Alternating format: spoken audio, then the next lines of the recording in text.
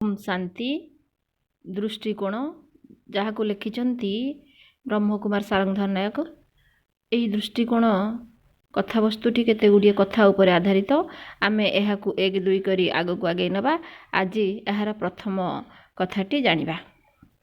वर्तमान मानव समाज रे एक प्रकारर दृष्टिकोण परिलक्षित हेउनाही। एहार कारण अंतर मन रे अनुसंधान करा जाऊ। भावना द्वारा ही दृष्टिर सृष्टि। भावना द्वारा ही दृष्टिर सृष्टि। थरे गोटे फूल को देखि हनुमान कहिले एहार रंग लाल। सीता कहिले ए फूलर रंग नील। उभयंकर द्वंद्व समाधान पाई श्रीराम को फूलर रंग विषय रे पचरा हैला।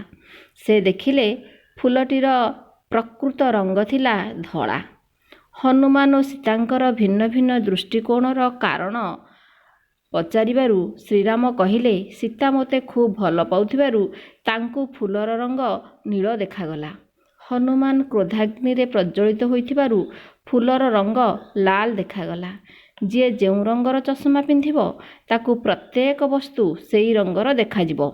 वर्तमान मानव निजर गुण वर्णना करी बाहादुरी नेबार लालसा रखिबा बेले अन्यर अवगुण वर्णना करिबारे व्यस्त रहुछंती। फलरे निजर बुद्धिरूपी पात्र अवगुण रे भरपूर हो जाउछि। एथिपाई महात्मा मानव उपदेश देइछंती विशेषतार चषमा आखिरे सबुबेले पिंधि थाओ, समस्तंकर गुण को देख। एथिपाई महान व्यक्ति मानंकर उपदेश निजर आग ओ पछरे गोटे गोटे झूला टांगिबा। आग झूलारे निजर अवगुण ओ अन्य मानंकर गुण रखिबा। पछ झूलारे अन्य मानंकर अवगुण ओ निजर गुण रखिबा, जहा द्वारा कि आम्भे माने निजे सुधुरी जिबा। आवर्जनापूर्ण पात्र को पानी ट्याप तले रखिदे नळीर मुह खोलीदेले पानी पड़ी आवर्जना सफा होइजिबो। ए प्रकारे निजर आवर्जना बा अवगुण आग झूलारे रखी अन्य मानकर गुण भरिबा द्वारा अवगुण दूर होइजिबो। एणु आमे जेपरी दृष्टि देबा आमर सृष्टि सेहीपरि हेबो। ओम शांति।